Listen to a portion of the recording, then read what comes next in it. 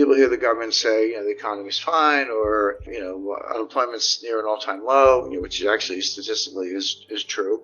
And they kind of nod and go, yeah, it's all good. And then reality is the stuff that hits you in the head like a 2x4. The propaganda is positive. We can talk about that in a little more detail. The reality is harsh, and reality wins. There's a very good book on this by Robert Shiller, Nobel Prize-winning economist at Yale University. I'm not a huge fan of your garden variety PhD economists, but there are some good ones out there, and he's one of them.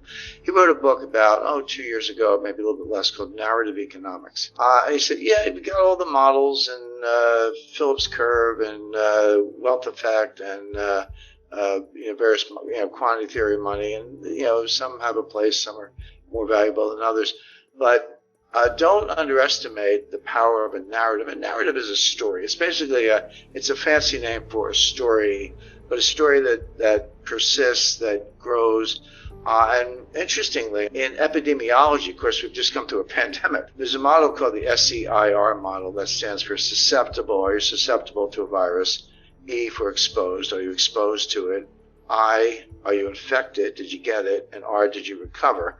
The difference between I and R are people who died. But it's a model, and it's mathematically based, and it's empirically validated of how viruses spread exponentially, and you can also use it to forecast how a virus is going to go. Well, what Shiller did, he took that model, moved it over to economics, and took a narrative kind of like a virus, not in a negative sense, but just as something that spreads.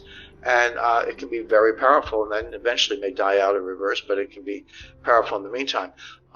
That much I knew, but what I learned from the book that I hadn't really thought about is that narratives don't have to be true.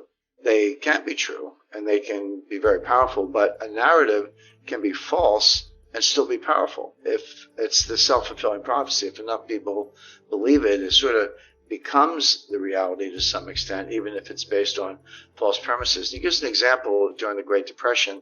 The Great Depression really was two technical recessions, but there was a period from 1929 to 1933, election of Franklin Delano Roosevelt. Then there was another period from 1933 to 1937. The 37 and 1940 part we leave aside for this purpose. But during the first part of the Great Depression, unemployment was high, output was dropping, trade was dropping. It was a very, very bad time, no doubt about it. But not everybody was out of work. Not everybody was poor. There were a lot of people with a lot of money at the time, but it was felt that being ostentatious was poor form. It's like, okay, I'm lucky I have a job, I've got some money, but I'm not going to buy a new car, buy a big house, or flash it around or whatever, because it's really not considerate of all the people who actually have fallen on hard times.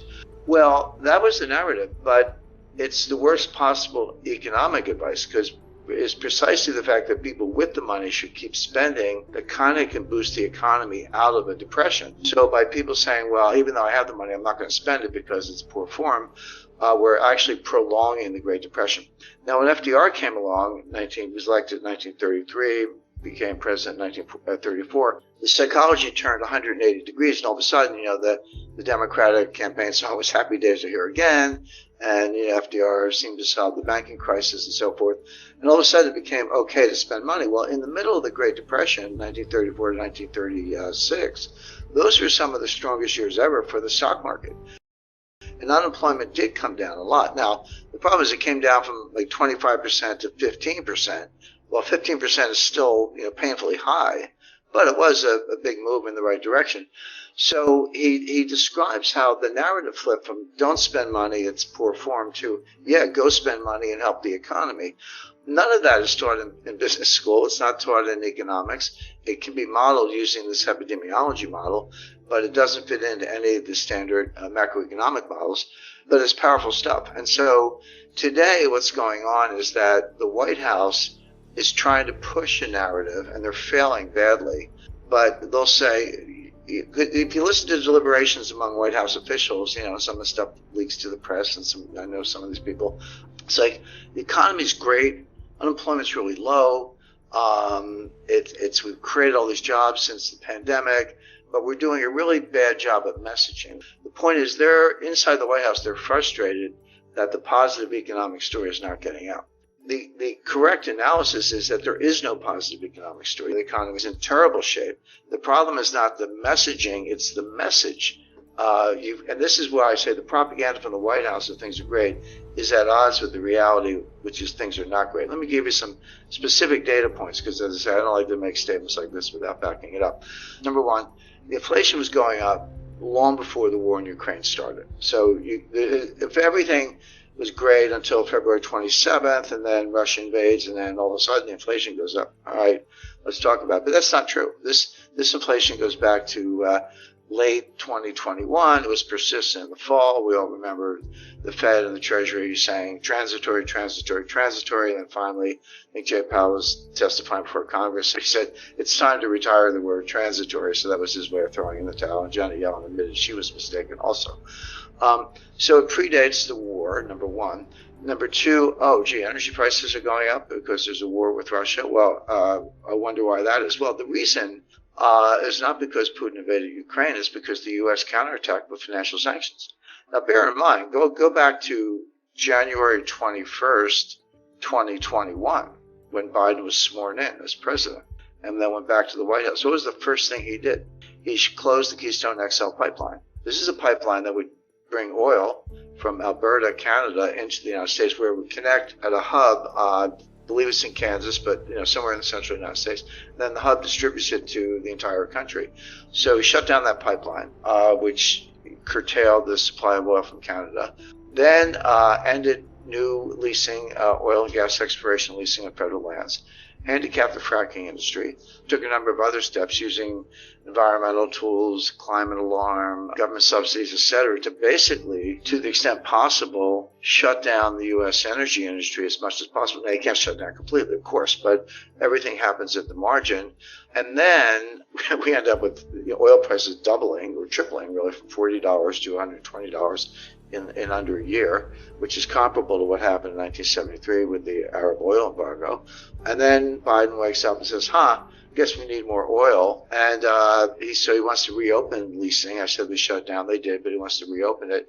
He's begging Saudi Arabia to pump more. Saudi Arabia's kind of not returning his phone calls.